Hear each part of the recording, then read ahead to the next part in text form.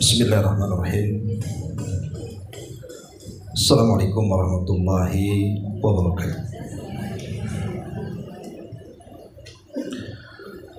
Alhamdulillah wassalatu wassalamu ala rasulillah wa ala alihi wa sahbihi wa mawalah wa la hawla wa la quwwata illa billahi wa ba'du. Alhamdulillah, di pagi menjelang siang ini kembali kita duduk di Musholla Al-Qadir ini. Salawat dan juga salam tentu tetap kita hadiahkan kepada Rasul kita Nabi besar Muhammad sallallahu alaihi wa ala alihi wasallam.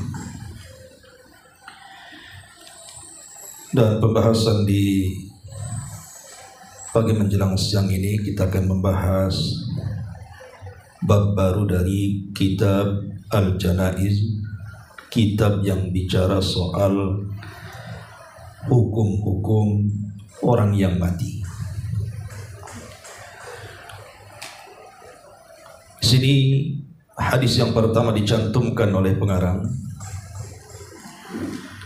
Hadis dari Abi Hurairah radhiyallahu an, kita baca hadisnya. An Abi Hurairah radhiyallahu anhu qala qala Rasulullah sallallahu alaihi wasallam akthiru dzikra hadhimil ladzati al-mauti. Dari Abu Hurairah radhiyallahu an, beliau berkata, Rasulullah sallallahu alaihi wasallam bersabda,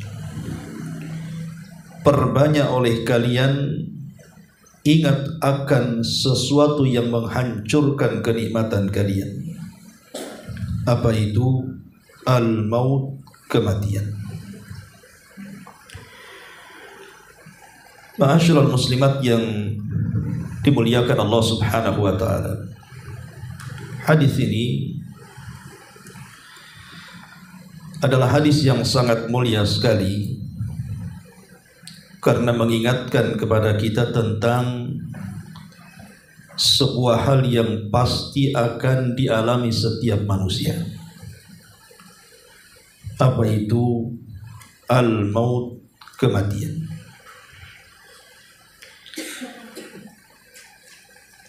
Kita tahu bahwa sudah menjadi sebuah keyakinan dalam dada setiap muslim, bahkan manusia umumnya, bahwa sesuatu yang ada permulaannya pasti ada penghabisannya. Sesuatu yang punya awal itu mesti punya akhir. Artinya kehidupan manusia itu tidak ada yang abadi, di mana semua akan hilang dan pergi silih berganti. Tentu kita bisa saksikan makhluk-makhluk yang ada di sekitar kita. Kita lihat tumbuh-tumbuhan yang ada di sekitar kita. Umpamanya ibu menanam satu pohon, kita tanam dari bijinya, kemudian dia pun tumbuh besar dan menua, akhirnya kemudian mengalami kematiannya. Ataupun binatang-binatang di sekitar kita. Mungkin ibu yang punya kucing pernah mengalami kematian binatang yang kita rawat. Lah sebagaimana tumbuh-tumbuhan ada awal dan akhirnya, hewan-hewan juga ada permulaan dan ada penghabisannya. Lah manusia juga kurang lebih saja. Pasti manusia itu kan ada perubahan-perubahan yang terjadi. Dan itu bisa kita rasakan. Langkah demi langkah menuju kematian itu sebenarnya sudah kita merasakan. Mungkin ibu yang mengalami dulu masa remaja, tentu yang namanya tenaga itu kan masih kuat-kuatnya, kulit masih kencang-kencangnya, boleh jadi primadonanya mungkin. Tapi sekarang sudah tua, ngacap ndak malas bukan? Karena masalahnya gigi pun setiap hari sudah permisi satu-satu. Dulu masa remaja senyum saja orang terfitnah, sekarang ibu senyum orang lari. Artinya bahwa perubahan-perubahan itu ada. Kita tidak perlu melihat orang, diri sendiri saja kita bisa rasakan seperti itu. Dan itu digambarkan dalam surah Rum ayat 54. Di mana Allah Subhanahu wa taala mengatakan Allahul ladzi khalaqakum min ba'di Allahul ladzi khalaqakum min dha'fin thumma ja'ala min ba'di dha'fin quwwah thumma ja'ala min ba'di quwwatin dha'fan wa syaiba yakhluqu ma yasha wa huwal alimul qadir. Kata Allah, dialah yang menciptakan kamu dari keadaan lemah. Ketika kita diciptakan atau dilahirkan itu, kita lihat bayi tenaga pun tak punya, pandangan pun belum setajam orang yang sudah dewasa. Artinya masih lemah. Kata Allah, kemudian kami jadikan sesudah itu menjadi kuat. Kuat secara pandangan, kuat secara pendengaran, kuat secara fisik dan badan, bahkan akal pikiran. Tetapi itu juga ada masanya, kata Allah. Kemudian kami jadikan setelah kekuatan itu kembali melemah, bahkan kembali menjadi beruban. Dia menciptakan apa yang dikehendakinya, dan dialah yang maha mengetahui lagi maha kuasa. Ayat ini menjelaskan kepada kita memang kondisi manusia akan berubah dengan berjalannya waktu dan perubahan zaman. Makanya orang kalau sudah tua, artinya usianya sudah 50, 60, bahkan mungkin yang 70 tahun, itu kan tinggal menunggu hari saja, Bu. Entah sehari, 2 hari, sebulan, 2 bulan, setahun lebih, itu pasti nanti akan datang waktu yang ditentukan Allah Subhanahu wa ta'ala. Itulah yang Allah katakan, idza jaa ajaluhu la yastakhiruna sa'atan wa la yastaqdimun. Kalau orang sudah datang ajalnya itu, artinya waktu yang ditentukan usia kita oleh Allah Subhanahu wa taala itu pas waktunya. Tidak mungkin diakhirkan, tidak mungkin dikedepankan. Karena itu merupakan kepastian hidup manusia. Tidak ada manusia itu yang kekal sampai hari ini. Apakah mereka orang baik ataupun mereka orang jahat. Para nabi, para rasul, bahkan sudah tidak ada lagi yang akan dibangkitkan lagi, karena semua sudah mati. Karena rasul kita itu menjadi terakhir dari seluruh para nabi dan rasul. Bahkan orang-orang yang mengaku Tuhan sekalipun, seperti Namrud, Fir'aun, Dzunwas, dan banyak raja-raja yang mengaku Tuhan, mereka juga mengalami kematian. Dari sini kita tahu bahwa memang kehidupan ini ada sebuah kepastian yang tidak bisa dihindari manusia. Itulah yang disebut dengan kematian. Ma'asyiral muslimat yang dimuliakan Allah Subhanahu wa ta'ala, sebenarnya kalau kita semuanya itu merenungkan tentang perubahan-perubahan yang terjadi. Jangan cerita memandang binatang atau hewan, kita sajalah ya, bahwa dalam setiap waktu dari bayi ke remaja, remaja ke dewasa, kemudian sampai tua, terjadi banyak perubahan. Yang tadinya indah menjadi tidak indah lagi, yang tadinya kuat menjadi melemah, yang tadinya rambut hitam menjadi berubah. Sebenarnya itu sebuah pelajaran supaya kita sadar dan insaf sebenarnya, bahwa setiap perkara itu ada batasnya, supaya manusia itu tidak sombong di hadapan Allah Subhanahu wa taala dan tidak sombong di hadapan manusia. Dan pelajaran yang paling berharga itu memang kita mengambil pelajaran di sekitar orang-orang yang ada di sekitar kita. Contoh, ada orang yang sakit. Boleh jadi ketika dia sehat itu dia seorang binaraga yang kuat badan, atau boleh jadi yang kaya raya, atau boleh jadi mungkin semasa sehatnya dia memiliki jabatan dan juga kekuasaan, atau sebutkanlah titel-titel dunianya. Kemudian dia sakit terbaring, bahkan sampai stroke dan tidak bisa lagi bangkit. Pertanyaan pun muncul, mana kekuatan yang selama ini ditampakkan kepada manusia? Toh pada akhirnya kekuatan itu juga dicabut oleh Allah Subhanahu wa taala. Belum lagi mati, masih sakit. Dia tidak bisa kemudian mengembalikan kekuatannya. Atau orang kaya raya dengan kekayaannya dia bisa berobat ke rumah sakit manapun, tapi Allah takdirkan banyak rumah sakit dan dokter pun angkat tangan. Lalu apa faedah kekayaan? Tidak bisa mengembalikan kesembuhan. Ataupun yang memiliki pangkat jabatan, di mana pangkat itu? Ketika dia terbaring tidak ada lagi yang memuliakan dia, bahkan yang ada mendoakan kematiannya. Cepat mati biar diganti. Lah, ini sebenarnya kita melihat dari hadis Nabi sallallahu alaihi wasallam ketika Jibril datang kepada Nabi sallallahu alaihi wasallam.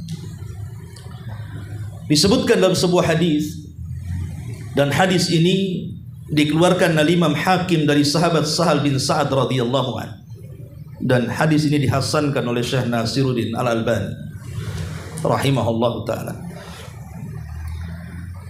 Jadi satu hari Jibril datang menemui Nabi sallallahu alaihi wasallam. Kemudian Nabi sallallahu alaihi wasallam didudukkan oleh Jibril dan dinasihati. Nasihatnya apa? Kata Jibril, ya Muhammad, ish ma syi'ta fa innaka mayyitun,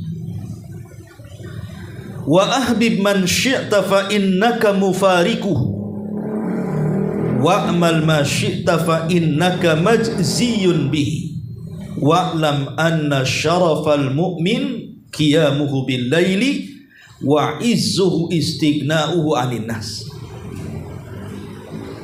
Kata Jibril, wahai Muhammad, lakukan sekehendakmu, karena engkau akan mengalami kematian. Seolah-olah Jibril ingin mengatakan kepada Nabi SAW, ya Muhammad, lakukan sekehendakmu. Kalau engkau dilarang, engkau tidak terlarang. Engkau dicegah, engkau tidak tercegah.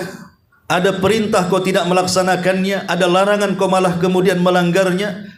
Ada perkara halal kemudian kau haramkan, ada perkara haram kemudian kau halalkan. Silahkan, seolah-olah Jibril mengatakan seperti itu. Lakukan sekehendakmu, hidup sesuai gayamu. Tapi kata Jibril, fa innaka mayyitun, semua ada batasnya, karena engkau akan mengalami kematian. Sejahat-jahatnya orang jahat pun akan berhenti dengan kematiannya. Kemudian kata Jibril kepada Rasul, wa ahbib man syi'ta fa innaka mufariku, cintai orang sesukamu. Kau mau mencintai keluargamu ya silahkan, mau mencintai istrimu silahkan, mau mencintai anakmu silahkan, mau mencintai hartamu silahkan. Silahkan kau cintai sekehendakmu. fa innaka mufariqu, satu hari engkau akan meninggalkan. Wa'mal ma syi'ta fa innaka maziyun bihi, lakukan sekehendak. Kau mau jadi orang jahat silahkan, mau jadi orang baik silahkan.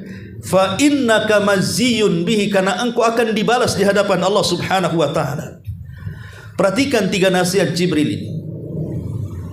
Wahai Muhammad, hiduplah sesuka, karena engkau akan mati.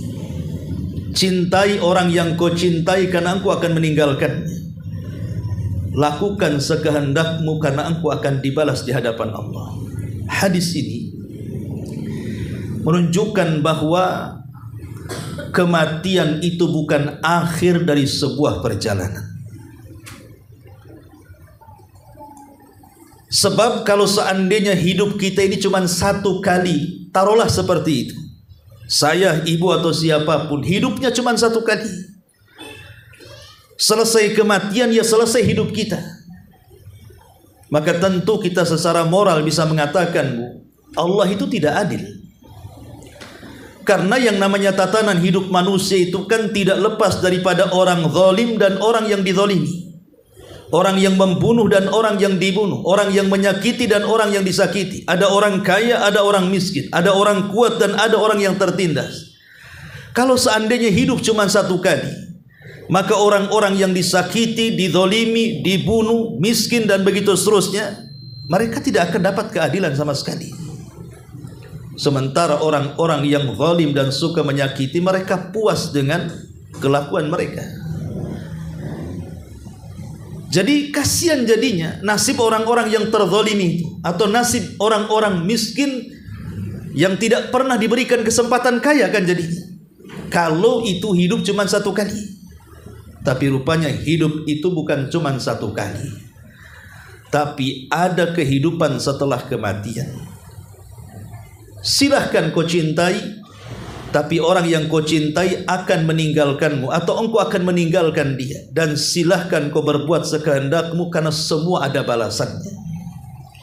Inilah yang Allah katakan, in ahsantum ahsantum li anfusikum wa in asa'tum falaha.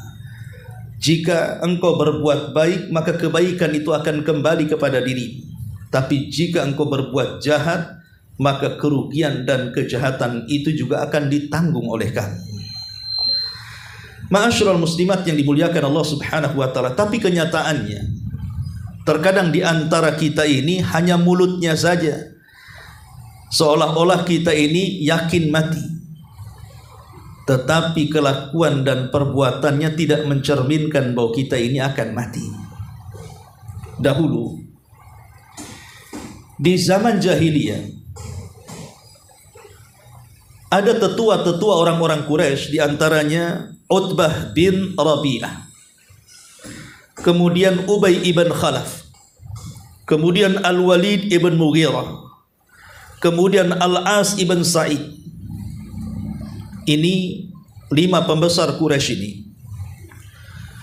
Satu hari dia mendengar Nabi SAW berceramah tentang akhirat, bahwa ada kehidupan setelah kematian, ada balasan setelah pertanggungjawaban kita akan kehidupan kita di dunia kelak di akhirat.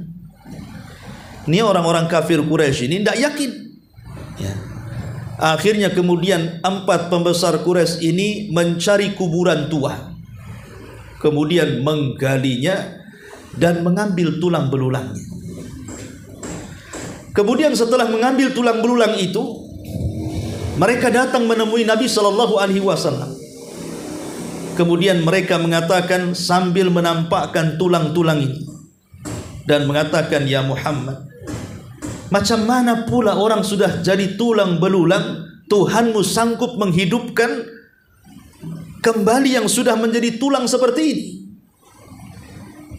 Jadi ada orang-orang sejak dulu, orang-orang yang tidak percaya kepada hari akhir itu sudah ada sejak zaman Nabi SAW sampai hari ini.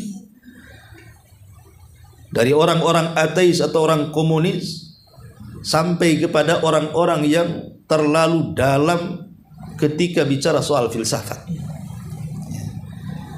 Mereka mengingkari ada kehidupan setelah kematian. Lalu apa jawaban Nabi SAW? Nabi terdiam sampai turun surah Yasin ayat 78 sampai 79. Turun ayat ini.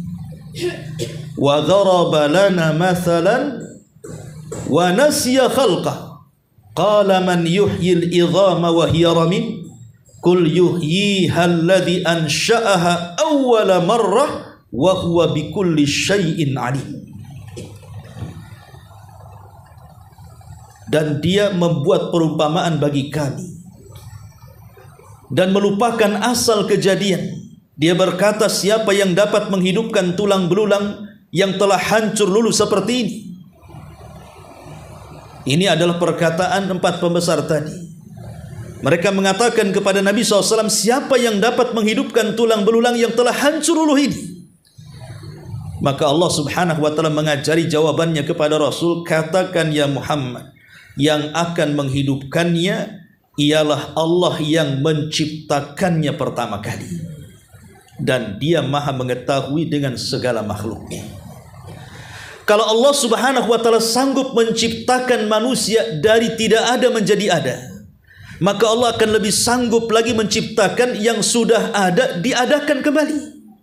Oh, yang tidak ada jadi ada saja Allah sanggup. Ini sudah ada makhluknya, kemudian diwafatkan, diciptakan kembali. Ya Allah lebih sanggup lah. Yang tidak ada saja bisa, apalagi yang sudah ada. Seolah-olah Allah ingin mengatakan dan mengajari jawaban Rasul kepada orang-orang kafir Quraisy itu, bahwa Allah itu ala kulli syai'in qadir, atas segala sesuatu maha mampu. Ma'asyiral muslimat yang dimuliakan Allah Subhanahu wa ta'ala. Tapi yang jelas bahwa hadis ini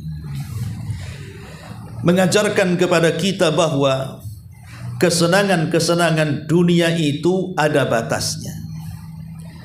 Karena sering saya katakan dunia itu kan sifatnya cuma 2. Kita yang meninggalkan dunia atau dunia yang meninggalkan kita. Adapun kita yang meninggalkan dunia, ma'ruf, itulah kematian yang menjemput siapa saja. Artinya ketika dia mati berarti dia yang meninggalkan dunia. Adapun dunia yang meninggalkan kita juga paham betapa banyak orang yang sudah menumpuk-numpuk harta, datang banjir, datang tsunami, datang kebakaran, ludes, akhirnya dunia pun hilang, jauh meninggalkan kita. Itulah sifat dunia. Makanya Rasulullah SAW mengatakan di sini, akthiru dzikra hadhimil ladzat al-maut. Perbanyak oleh kalian ingat akan sesuatu yang menghancurkan kenikmatan kalian. Apa itu? Al-maut, kematian. Lalu apa hikmah dibalik mengingat kematian itu? Apakah dalam kematian itu ada nikmat atau semata-mata azab yang Allah turunkan kepada kita? Ma'asyiral muslimat yang dimuliakan Allah Subhanahu wa ta'ala. Pertama, bahwa tidak semua kematian itu musibah. Bisa saja kematian itu sebuah nikmat yang Allah anugerahkan kepada kita. Pertama, karena terkadang ada orang-orang yang diuji oleh Allah dengan kefakiran, susahnya ekonomi, susah cari makan, anak pula banyak. Setiap bulan dia stres harus membayar kontrakan dan apa yang akan dimakan. Terkadang ada orang-orang yang kemudian sepanjang hidupnya stres karena mikir seperti itu, yang berujung ada yang bunuh diri dan begitu seterusnya. Maka terkadang kematian itu bisa memutus rantai kesulitan dunia. Karena dengan kematian artinya selesailah kepenatan yang ada di dunia itu. Ini yang pertama. Yang kedua, terkadang orang kalau sudah tua, terutama usia-usia 80, 90, mungkin yang Allah lebihkan dari 70, kondisinya kan tidak seperti ketika dia muda, Bu. Apalagi kalau sampai diserang penyakit. Kemudian yang merawat dia juga sudah lelah merawatnya, biaya sudah habis dikeluarkannya, tapi tak kunjung juga dia ada kesembuhannya. Terkadang merepotkan orang banyak. akhirnya berpikir bahwa kematian lebih baik daripada hidup. Maka dengan kematian ini juga kemudian menyelesaikan kesulitan-kesulitan hidup orang-orang yang sudah tua, sehingga dia tidak merepotkan orang. Maka dengan kematian terbebaslah orang di sekitarnya, supaya tidak merawat lagi. Karena boleh jadi yang merawat dia pula yang duluan mati dibandingkan yang dirawat. Kan banyak tuh, karena kecapean dia duluan yang mati. Ma'asyiral muslimat yang dimuliakan Allah subhanahu wa ta'ala, ataupun orang-orang yang ditimpa penyakit. Saya pernah bicara dengan orang yang sudah lumpuh mungkin sekitar 10 tahunan lebih. Dia bilang terkadang terbayang-bayang, Ustadz, saya ini sudah tidak tahan. Kalau sudah datang sakitnya, saya lebih mati daripada hidup. Lah ini juga terjadi akhirnya dengan adanya kematian itu juga bisa meringankan dari sakit dunia.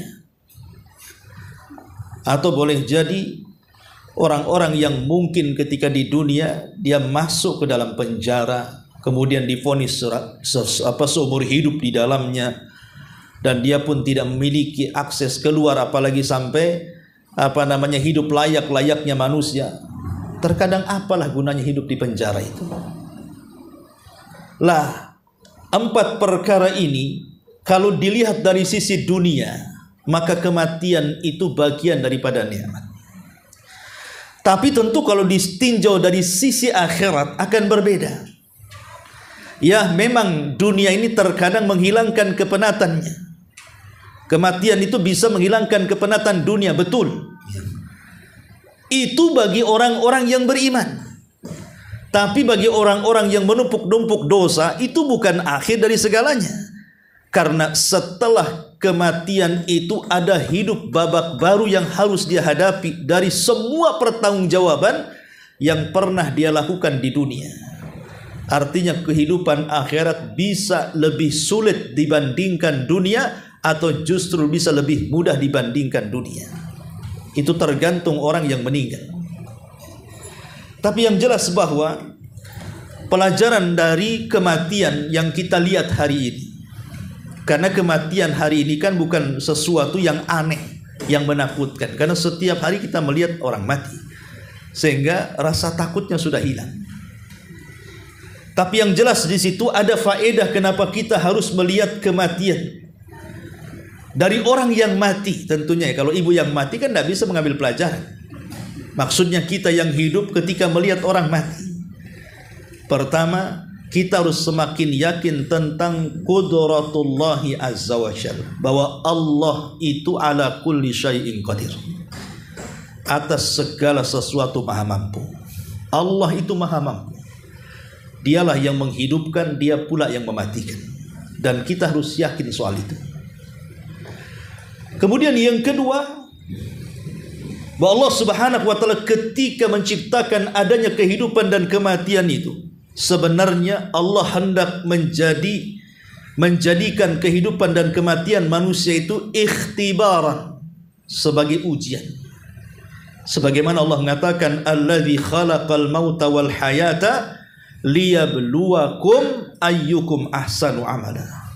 Dialah yang menciptakan adanya kematian, adanya kehidupan. Untuk apa? Maka Allah katakan untuk menguji kalian. Siapa di antara kalian yang baik amalannya? Bukan yang banyak amalannya, tapi yang baik amalannya.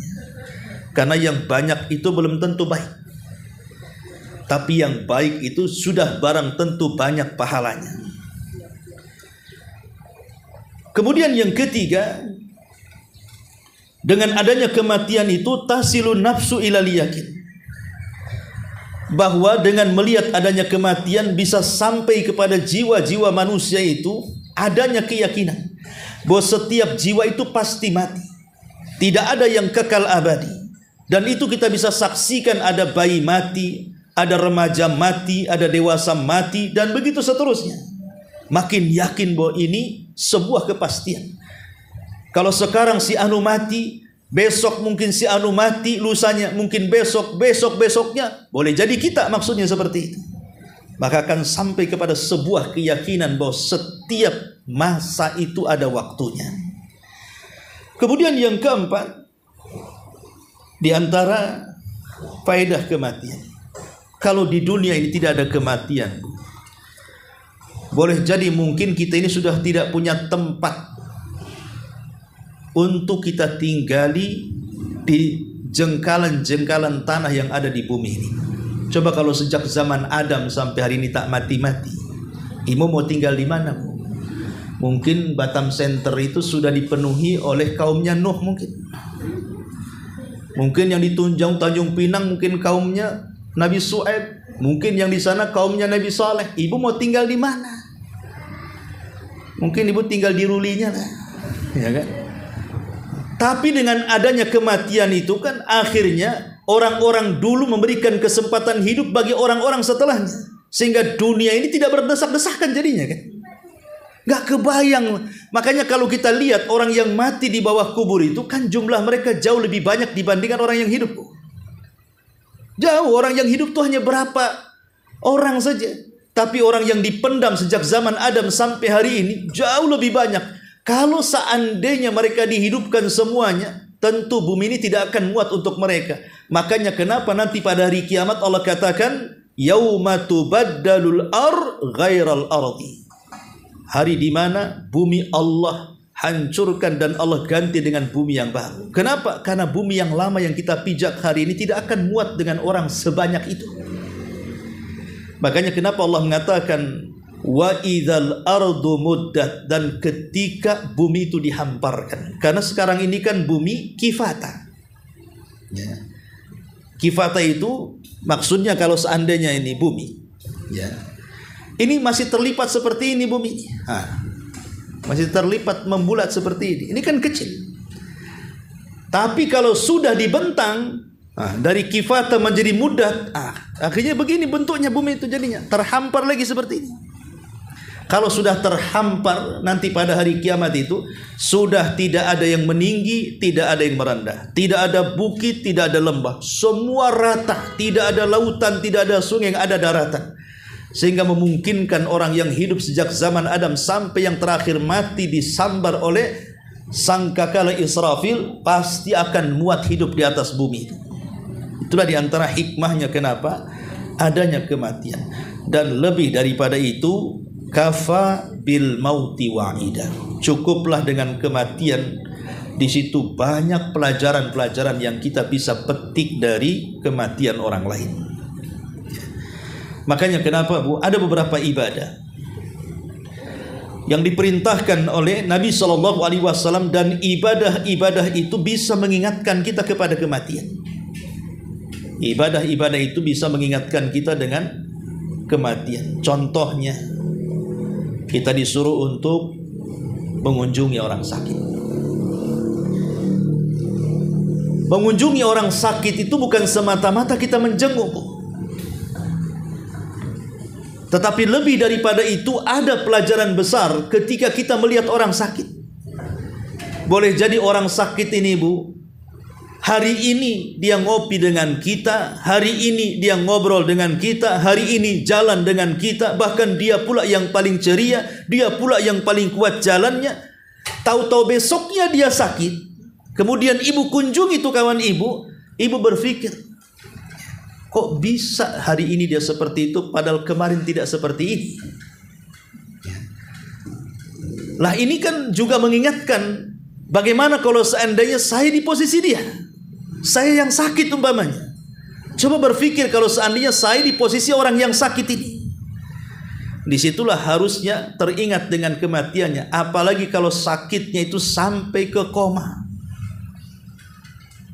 Sampai saya pernah melihat satu orang di Batam ini, itu hari ini sore-sore itu dia habis sepedaan. Karena dia memang orangnya suka goes dan Masya Allah sehat segalanya. Padahal usia dia jauh lebih tua dibandingkan saya. Ngobrol, tahu-tahu besoknya pemerintah mengumumkan harus ada vaksin corona pertama. Waktu itu, dengan bangganya mengatakan, Ustadz besok saya mau vaksin pertama, katanya. Betul dia divaksin. malamnya demam, besoknya mati. Bayangkan, kita pun tidak nyangka loh, kok bisa bapak itu baru ngobrol dengan kita hari ini, kok besoknya sudah nggak ada gitu loh. Lah ini kan terjadi yang seperti ini. Ini salah vaksinnya atau apanya kan begitu? Bukan. Karena sebab kematian itu banyak, tapi kematian tetap satu. Memang sudah waktu ajalnya. Walaupun dia tidak divaksin pun, kalau sudah datang ajalnya pasti mati. Karena terkadang kematian ini tidak harus dengan sebab berat, terkadang sebab ringan saja. Kalau sudah waktu ajalnya pasti dia mati. Kadang-kadang hanya kepleset sedikit mati. Kadang-kadang ke tobros jarum satu pentul saja mati. Bukan masalah ketojros jarumnya, bukan masalah keplesetnya. Banyak orang yang jatuh dari ketinggian tukang bangunan itu hidup kok tidak mati. Memang waktunya dia mati gitu maksudnya. Makanya jangan salahkan kematian. Sebab kematian itu tidak boleh disalahkan. Coba tadi nggak seizinkan keluar, otomatis dia tidak tertabrak di jalan. Walaupun tidak diizinkan, pasti dia akan ketabrak ibu di rumah, mati dia. Namanya sudah tentu hari ini mati, pasti macam manapun Allah Subhanahu wa Ta'ala akan buat dia mati. Ini kebanyakan orang nyalahkan sebab. Coba kita tidak tanda tangan tadi, kemudian dokter tidak operasi, mungkin dia selamat. Gara-gara kita tanda tangan, habis dioperasi sejam mati gitu. Nah kan ada orang yang kemudian menyalahkan sebab. Jangan pernah menyalahkan sebab. Karena sebab kematian itu banyak. Yang jelas mati itu satu. Kalau sudah waktunya datang, macam mana caranya dia harus mati. Orang tidur saja ngorok bisa mati. Nah ini yang harus dipahami, bahwa ketika kita melihat orang sakit ini, maka harusnya kita ini berpikir bahwa setiap kesehatan yang kita miliki itu akan berkurang. Setiap nikmat yang sudah anugerahkan itu pasti sedikit demi sedikit akan hilang. Sampai pada waktunya ajal datang menjemput. Ini yang pertama. Yang kedua, ziarah kubur. Ziarah kubur itu penting. Tentu bagi perempuan ya jangan sering-sering ya. Tapi perlu juga ziarah kubur. Kalau laki-laki harus. Makanya ibu harusnya menyarankan bapak-bapak itu untuk ziarah kubur. Sana bang, sekali-kali ke Sungai Panas, ke Tamiang sana. Ngapain bu? Duduk aja di kuburan. Intinya bahwa laki-laki penting. Kenapa? Karena fitnah laki-laki ini lebih banyak dibandingkan fitnah perempuan. Sebab kan dia posisinya di luar masalahnya. Dia akan banyak ujian di luar sana. Ya mungkin dengan tahta, mungkin dengan wanita, mungkin dengan harta, macam-macam. Ya kan? Kalau perempuan memang kan tabiatnya kata Rasul cukup di rumah saja, nggak keluar. Ya. Makanya supaya dia tidak macam-macam, suruh ziarah kubur. Nah ziarah kubur itu lebih banyak disunnahkan kepada laki-laki. Kuntu nahaitukum an ziyaratil kubur fazuruha fa innaha tudzakirukumul akhirah. Dulu aku larang kalian untuk berziarah kubur, silahkan sekarang kalian berziarah, karena dengan ziarah itu mengingatkan kalian kepada kematian. Tetapi bagi para wanita, Rasul mengatakan la'anallah zawaratil kubur. Allah melaknat wanita-wanita yang sering-sering ziarah kubur. Boleh ziarah kubur, bahkan dianjurkan, bahkan sunnah. Tapi bagi perempuan ya jarang-jarang, entah setahun 2-3 kali ya. Tidak perlu diagendakan setiap Jumat. Yang bapak-bapak ke masjid dibuka kuburan, ngapain bu? Ya. Jadi itu perlu ziarah kubur itu. Kenapa? Karena Nabi SAW dalam mengajarkan ketika kita masuk gerbang kuburan saja. Apa kata Rasul? Ya ahlal kubur, assalamu alaikum. Ya ahlal kubur, inna bikumul lahikun. Sesungguhnya kami juga akan menyusul kalian. Kan begitu bahasanya. Lah kalimat sesungguhnya kami akan menyusul kalian itu menunjukkan bahwa iya hari ini kau yang dikubur, besok aku yang dikubur di situ. Jadi ziarah kubur itu juga bisa mengingatkan kita kepada kematian. Termasuk juga bu, yang ketiga amalan yang bisa mengingatkan kematian itu, kalau ada proses fardu kifayah. Entah ada seorang ummahat meninggal, cobalah ibu ikut serta memandikannya, mengkafaninya, ikut menyolatkannya. Kalau ini kemudian kita lakukan dan kita jadikan ajang untuk mengingat kematian, itu kan kita bisa juga, iya hari ini dia yang kumandikan, besok jangan-jangan aku pula yang dimandikan. Iya hari ini dia yang dikafankan, jangan-jangan lusa pula aku yang dikafankan. Aku yang disolatkan, aku yang dikuburkan, dan begitu seterusnya. Ini juga amalan-amalan yang bisa mengingatkan kepada kematian, termasuk juga tafakur, merenung kepada perubahan-perubahan yang terjadi kepada kehidupan kita setiap masanya. Ibu dulu bayi, kemudian jadi remaja, kemudian jadi dewasa, kemudian sekarang tua, penuh dengan uban di kepala, kan begitu. Lah ini kan perubahan-perubahan itu kan mesti ada. Mulai kulit yang kencang menjadi kendor, mulai gigi yang rapi menjadi runtuh satu-satu kan. Kemudian mulai yang cantik, mulai sudah tidak cantik lagi, itu kan ada perubahan. Karena nggak ada ceritanya nenek-nenek cantik tuh. Sebagaimana bapak-bapak ganteng tuh nggak ada ceritanya kalau sudah tua. Ya mungkin nenek-nenek naksir kakek-kakek mungkin. Tapi kalau anak gadis naksir kakek yang sudah 80 tahun, yaitu niatnya bukan karena orangnya, boleh jadi karena hartanya, boleh jadi karena dipaksa, dan begitu seterusnya. Ya, tapi dari sini kita tahu bahwa perubahan-perubahan itu memikirkan kita akan satu perkara yang menghancurkan kenikmatan, bahwa setiap langkah ketika sudah tua itu pasti akan mengurangi nikmat yang Allah anugerahkan kepada kita. Mesti itu. Pandangannya yang tadinya tajam jadi rabun. Nampak nggak Nggak nampak saya katanya. Ya. Padahal dikasih uang tuh, karena uangnya kurang gede mungkin. Tapi yang jelas bahwa satu persatu nikmat itu berkurang. Juga pendengaran juga sama. Mulai kayak orang ngeplay narkoba, nggak itu. Padahal dia kenceng kali ngomong gitu. Ya karena pendengaran juga sudah mulai dikurangi. Ngomong juga sudah belepotan biasanya kalau sudah tua, nggak dipahami kan. Nenek ini ngomong apa katanya. Apalagi jalan gitu, kalau nggak dibantu tongkat ya mungkin nggak sampai-sampai itu. Jadi perubahan-perubahan fisik itu juga dengan tafakkur mengingat kepada perubahan itu bagian daripada ibadah yang bisa mengingatkan kepada kematian. Bahkan makhluk di sekitar kita, tetangga-tetangga di sekitar kita yang mati duluan dibandingkan kita, yang dulunya dia kaya raya, kemana kekayaannya? Kenapa tidak bisa menolak kematiannya? Yang dulunya pejabat dihormati, mana jabatannya? Kenapa tidak bisa menolong hidup? Yang dulunya kuat, kekar, penuh dengan tenaga, tenaganya dikalahkan dengan kematiannya. Lah itu semua akan jadi bahan renungan sebenarnya kalau kita betul-betul ingat akan kematian. Makanya ada sebuah syair yang sangat bagus dari Asy-Syauqi. Apa kata beliau? Tazawwad minat taqwa, fa innaka la tadri idza janna lailun hal ta'ishu ilal fajr. Berbekalah kalian dengan takwa, karena sungguh engkau tidak tahu jika malam telah tiba apakah engkau masih bisa hidup hingga pagi hari. Kan betapa banyak orang yang tidur dan tidak pernah bangun kembali. Banyak ya. Orang yang tidur malam hari, tahu-tahu tidak pernah bangun kembali. Kemudian juga kata beliau, wa kam min sahihin mata min ghairi illatin, wa kam min alilin asyahinan minad dahri. Betapa banyak orang-orang yang sehat kemudian meninggal tanpa didahului sakit.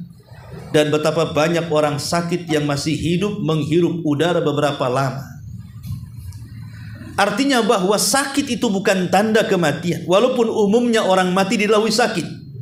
Sama dengan tua juga bukan mendekati kematian. Walaupun rata-rata orang tua yang mati duluan. Tapi itu bukan tanda pasti. Karena kematian itu tidak ada tanda-tandanya.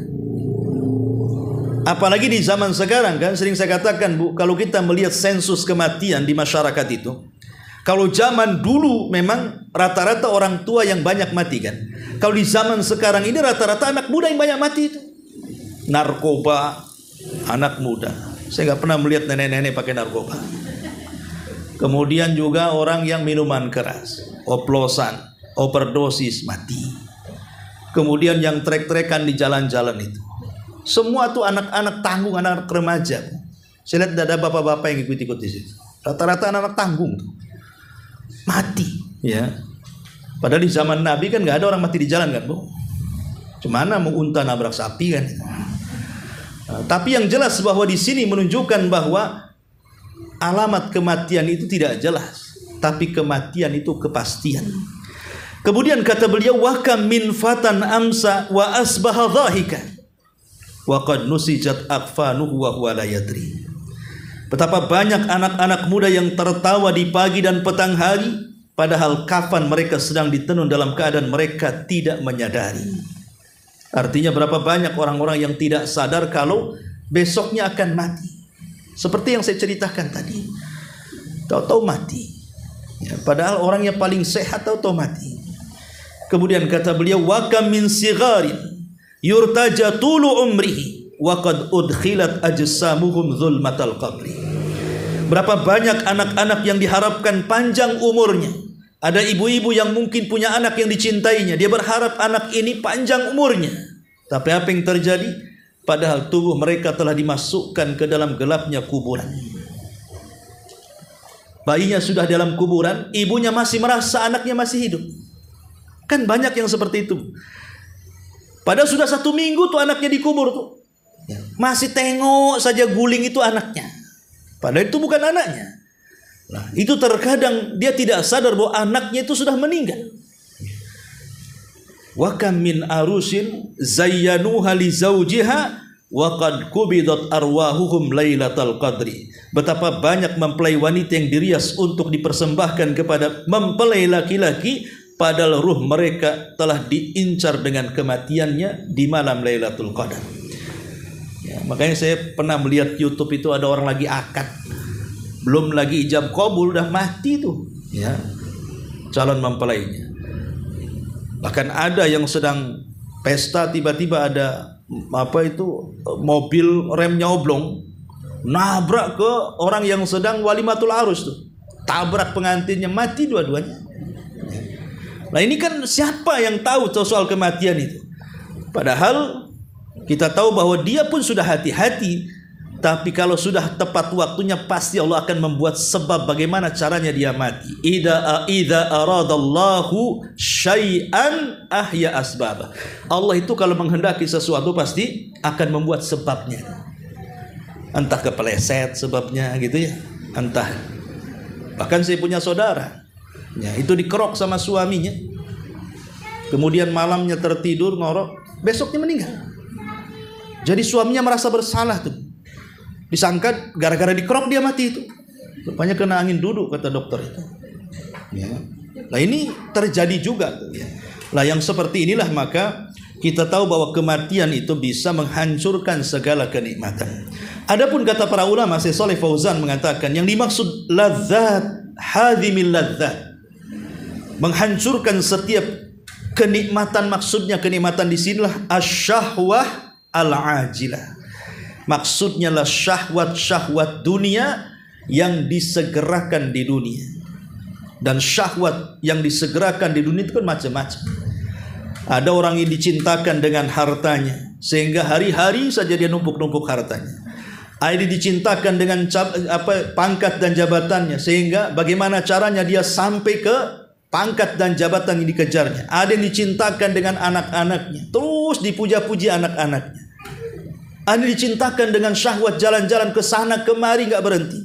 Saya sudah mengunjungi kota ini, negara ini, saya harus ke negara itu, ke kota ini. Ada orang dicintakan dengan kuliner asik, makan saja sampai di pojok-pojok nyempil pun tahu dia enak di situ. Ya. Namanya syahwat dunia itu kan macam-macam. Ada yang disukakan tidur saja hidupnya, tidak mau kerja. Lah kematian itu mengakhiri semua syahwat-syahwat yang disegerakan di dunia. Makanya Rasul mengatakan aktsiru dzikra hadimil ladzatil maut. Pertanyaannya, kenapa kita harus memperbanyak mengingat kematian? Ya. Pertama, karena kematian itu sesuatu kepastian dan orang tidak mungkin lepas dari kematian. Kullu nafsin dha'iqatul maut. Setiap jiwa itu pasti mati. Artinya kematian itu sebuah kepastian. Tidak boleh orang ragu-ragu. Yang kedua, karena kematian ini datangnya tanpa pemberitahuan. Kalau seandainya ibu dikasih tahu nanti malam datanglah malaikat maut, usia ibu 30 tahun lagi umpamanya, tentu ibu berpikir, oh masih 30 tahun usia saya, berarti saya 20 tahun bolehlah maksiat dulu. Nanti kalau 10 tahun lagi atau mungkin 31 tahun lagi saya mau tobat. Ya. Kan enak begitu kalau seandainya kematian dikasih tahu tuh. Tapi masalahnya kan kematian tidak ada yang memberitahu kecuali para nabi ya. Kalau para nabi memang diberitahu kematiannya. Bahkan dipilihkan lagi kau mau hidup atau mati. Ya. Tapi selain para nabi dan rasul tidak ada yang diberitahu kematiannya. Siapapun dia. Sampai dukun yang sok tahu kematian saja dia tidak tahu kematiannya kapan. Karena kematian itu datangnya tanpa pemberitahuan. Kemudian yang ketiga, karena kematian itu ajalun makhtum wa waktun mahdud, batas waktu yang sudah ditentukan dan takdir yang sudah dicatat di Lauhil Mahfuz. Dan yang terakhir, karena kematian itu bukan akhir dari sebuah perjalanan. Makanya sering saya katakan, manusia itu hendaknya ingat akan 3 perkara. Dari mana kita datang, di mana kita sekarang, dan kemana kita akan pulang. Kalau kita ingat 3 perkara ini, maka ini bisa menyadarkan kita semuanya. Wallahu a'lam bishawab. Ini diantara keterangan hadis yang pertama. Satu dulu, silahkan kalau ada yang mau bertanya seputar kematian. Wallahu a'lam.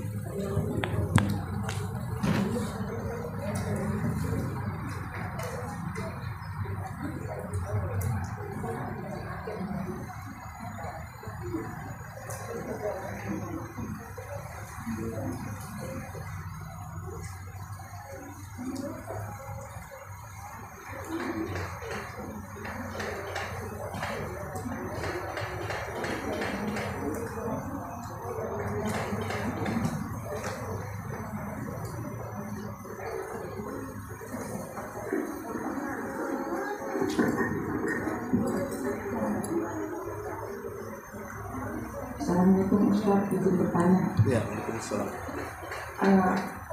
Sebagian anak pernah dengar kadang orang yang mau meninggal itu dia ada merasakan firasat, ada tanda-tanda mau mati gitu Ustaz. Apakah itu benar Ustaz? Ada tanda-tanda? Ya, alhamdulillah. Firasat kematian itu bisa terjadi. Tapi menentukan apakah dia akan mati itu tidak bisa dipastikan. Kalau firasat saja mungkin. Ada orang-orang yang diberikan firasat akan kematiannya, tapi menentukan dia kapan mati tidak ada yang tahu. Dan Nabi SAW juga ada firasat. Dia menunjukkan firasat dia akan meninggalkan para sahabat. Sampai dalam khutbahnya Rasul pernah mengatakan, Innallaha khayyara abdan bainad dunya wa baina ma indallah. Sesungguhnya Allah telah memilih seorang hamba apakah harus hidup terus di dunia ataukah mengejar apa yang di sisi Allah Subhanahu wa taala. Itu kan firasat dari Nabi, bahwa dia akan meninggalkan para sahabat. Dan sahabat tahu. Abu Bakar Siddiq radhiyallahu an sampai ketika Rasul berkhutbah menghentikan khutbah Rasul langsung mengatakan, Ya Rasulullah, fadainaka bi abaina, fadainaka bi ummahatina, fadainaka bi amwalina wa arwahina wa auladana. Ya Rasul, kami siap menebus dengan keluarga kami, orang tua kami, anak-anak kami, harta kami, bahkan jiwa-jiwa kami asal engkau tidak meninggalkan kami. Rasul berfirasat, sahabat pun mengiyakan firasatnya. Nah, maka terkadang ada orang diberikan firasat seperti itu. Makanya ada cerita ketika salah seorang bapaknya meninggal, anaknya cerita, oh patutlah kemudian bapak itu kemarin begini, rupanya itu pamitan pula katanya. Ada tuh anak itu yang ngomong begitu, ya. Ya bisa saja terjadi. Ya namanya firasat itu bisa benar bisa salah. Dan itu juga bukan tanda mati, karena banyak orang yang berfirasat pun dia tak mati-mati kan begitu. Ya, jadi boleh jadi itu bagian daripada sinyal sebenarnya. Dan kalau seandainya disinyal seperti itu kan harusnya dia peka kan itu. Cepat bertobat kepada Allah Azza wa Jalla. Tapi masalahnya kan dia tidak tahu dia tidak akan mati. Ya. Contoh umpamanya kalau kita mengamalkan hadis tentang Abdullah ibn Umar, di mana Abdullah ibn Umar radhiyallahu anhu itu setiap malam dia menulis wasiat. Kemudian wasiatnya diletakkan di bawah bantalnya seolah-olah dia akan mati. Kalau seandainya ibu amalkan wasiat seperti ini, kemudian ibu tulis kalau saya meninggal jadilah anak-anak baik, kemudian terbaca sama anak-anaknya, mau diketawakan, emang kapan mau matinya bu katanya, ya kan? Padahal baru berwasiat saja orang sudah kadang-kadang ngomongnya macam-macam tuh. Apalagi ibunya lagi sakit, tahu-tahu kemudian ngomong dia akan mati, tentu anaknya juga nggak terima omongan ibunya tuh kan. Ini lagi ngayal saja ibu ini, bapak ini, dan begitu seterusnya. Karena memang kematian itu sekali lagi tidak ada yang tahu. Jangankan sekelas kita sahabat Nabi yang saya pernah ceritakan, Abdurrahman ibn Auf ya, yang ketika sakit parah kemudian dia memanggil Rasul, anaknya ketika itu masih satu anak perempuan, dan mengatakan, ya Rasul hartaku banyak katanya. Bagaimana kalau ku wasiatkan secara keseluruhan? Kata Rasul jangan. Bagaimana kalau sebagian? Kata Rasul jangan. Bagaimana kalau sepertiga? Nggak apa-apa, sepertiga itu sudah banyak. Rupanya dia tidak jadi mati, hidup lagi, kawin pula banyak, anaknya pula banyak ya. Lah kalau sekelas sahabat saja tak jadi mati, ya tentu juga yang lain juga banyak kejadian. Bahkan saya pernah melihat ya, orang yang ketika orang tuanya ya mungkin koma bahasanya, itu anaknya yang paling tua itu, pada sudah tua juga anaknya, itu guling-guling di teras, ditenangkan orang-orang. Sampai saya bilang sama orang-orang, tolonglah ditenangkan ibu itu, kalau perlu masukkan kamar kunci saja. Ini orang mau talkin susah katanya. Wah sudah guling sana guling sini, akhirnya ditangkap hampir ditali bu, dimasukkan ke kamar dikunci. Rupanya orang itu tak jadi mati. Coba kalau nggak mati, guling-guling sana apa nggak malu dia? Nah ini kan belum tentu juga orang koma itu tanda mati juga gitu maksudnya. Wallahu a'lam. Ya. Kasih mic bu, nggak dengar. Assalamualaikum. Ustaz menanya, kalau umpamanya kita ziarah kubur, kita kan bilang assalamualaikum ya ahli kubur. Itu mereka dengar nggak pasnya kita datang tuh? Iya. Apakah salam kita sampai kuburan? Ini dibahas oleh para ulama. Ya. Ada yang mengatakan bahwa salam kita akan dijawab. Salam kita akan dijawab di mana ruh orang yang di kuburan itu akan dimasukkan ke dalam jasadnya hanya untuk menjawab salam kemudian keluar lagi. Karena kondisi ruh di alam kubur itu macam-macam. Kalau ruhnya seorang mujahidin mati syahid, maka ruhnya di sorga, jasadnya dalam kuburan. Ya. Kalau ruhnya orang yang beriman bolak-balik ke kuburan, ke sorga kubur, sampai kiamat. Lah saat kita mengucapkan salam, maka mereka akan dikembalikan ke ruh untuk menjawab, kemudian pergi lagi. Mereka akan menjawab. Tapi ingat bahwa mereka mendengar ucapan kita itu yang ada dalilnya saja. Seperti mamanya ketika kita menguburkan jenazah, kata Nabi, dia masih mendengar suara terompah orang yang mengantarnya, hingga kemudian sayup-sayup terdengar karena sudah meninggalkannya. Artinya dia mendengar suara terompah yang mengantarkannya ketika saat dikuburkan ya. Atau orang yang mengucapkan salam, dia mendengar karena ada nasnya ya. Atau Nabi SAW pernah mengajak bicara dengan Qalibu Badrin, orang-orang pembesar Quraisy, Badr, Abu Jahal dan yang lainnya. Rasul ngajak bicara, sehingga Abdullah bin Mas'ud mengatakan, ya Rasul, mereka nggak dengar. Ya, mereka lebih mendengar daripada engkau, kata Rasul. Itu kan ada nasnya, khususiyah Nabi kan begitu ya. Nah, jadi kalau ada nasnya, ya si mayat itu mendengar ucapan kita. Tapi kalau tidak ada dalilnya, dia tidak akan mendengar. Pamannya ibu suaminya mati, datang ke kuburan mengeluh di situ. Bang katanya, gara-gara abang pergi susah lah hidup saya. Anak-anak susah, masa depannya macam mana? Saya nak kawin juga susah kan itu. Kadang nggak dengar. Ya, kalau dengar ya untung jawab kan itu. Udah dalam kuburan. Yang sabar deh katanya, apa nggak kabur ibu? Dia nggak dengar ya.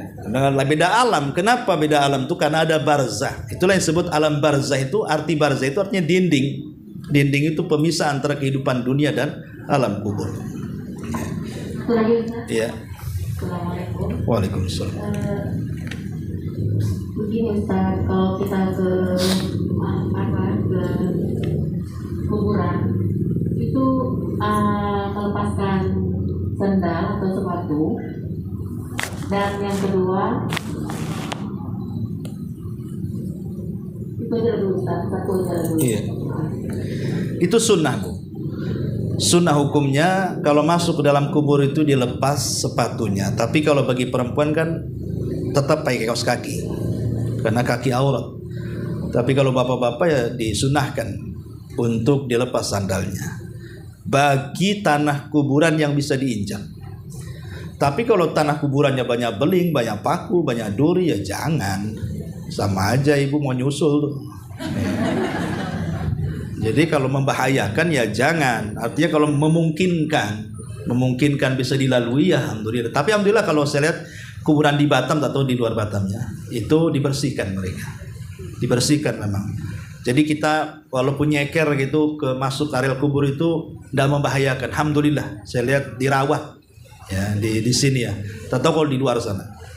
Ya selama saya ngantar jenazah, nguburin jenazah itu, alhamdulillah saya nggak pakai sandal pun kaki nggak ada masalah. Wallahu a'lam. Ustaz satu lagi, iya. Setelah kita sampai kuburan, doa apa saja yang kita sampaikan kepada mayat? Pertama doa khusus, yang kedua doa umum. Ketika ibu datang ke kuburan, ibu bukan berdoa menghadap kuburan, tapi ibu hadapkan ke kiblat di samping kuburan. Karena kuburan bukan kiblat doa. Kiblat doa ya kiblat sholat.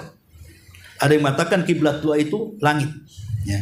Tapi yang jelas jangan menghadap kuburan. Imam menghadap ke atas, menengadahkan muka kita ke langit, atau kita hadapkan ke kiblat. Di situ kita berdoa dengan doa khusus dan doa umum. Doa khusus maksudnya doa orang yang kita ziarahi, entah ayah kita, bapak kita, anak kita, saudara kita. Doa khusus. Dan doa khusus itu terdiri daripada 3 kata. Minta ampun, minta supaya ditetapkan jawabannya, minta supaya diberikan rahmat. Cuman 3 saja. Ya Allah ampunilah ayah saya, ibu saya, saudara saya. Ya Allah tetapkanlah jawabannya. Ya Allah rahmati dia. Dah, itu cukup. Ya. Kemudian setelah itu ibu berdoa sebanyak orang yang ada di kubur itu. Sebagaimana Allah mengatakan, Allahumma gfir, Rabbana gfir lana wa li ikhwanina alladhina sabaquna bil iman wa la taj'al fi qulubina ghillan lil ladzina amanu. Rabbana innaka anta raufur rahim. Jadi Allah mengatakan Rabbana gfir lana wa li ikhwanina alladhina sabaquna bil iman. Kita mendoakan semua yang ada di kuburan, jangan bakhil Bu. Karena keutamaan ibu mendoakan orang yang ada di kuburan. Kalau jumlah yang ada di kubur itu 1000 kubur, maka ibu dapat pahala 1000. Kalau ibu doakan satu kuburan ini kan pemanya jumlahnya kayak di Timiang itu saya lihat banyak tuh. Kalau ibu doakan semua orang yang ada di kubur, khusus orang Islam ya, maksudnya jangan orang kafir pula. Maksudnya khusus orang Islam, ibu doakan ya Allah ampuni saudara-saudara kita yang ada di sini juga. Ya. Mantapkan jawaban mereka, rahmati juga mereka. Berarti ibu akan mendapatkan pahala sebanyak orang yang ada di kubur itu. Jadi masuk kuburan tidak bawa pahala, keluar kuburan mendapatkan ribuan pahala sebanyak orang yang ada di kubur. Tidak perlu disebut namanya karena ibu juga nggak tahu. Cukup doa umum. Ya Allah ampunilah orang-orang yang beriman di kuburan ini, gitu ya. Kalau ibu sebut namanya susah, baca dulu maisannya. Ya Allah, ini Pak Haji Anu nih, tolong. Iya kalau ada tulisannya, rupanya banyak juga yang bertulisan kan. Dan memang tulisan di kuburan pun dilarang, tidak boleh. Wallahu a'lam. Sampai di sini mudah-mudahan ada manfaatnya. Subhanaka bihamdika asyhadu an la ilaha illa anta astaghfiruka wa atubu ilaik. Allahu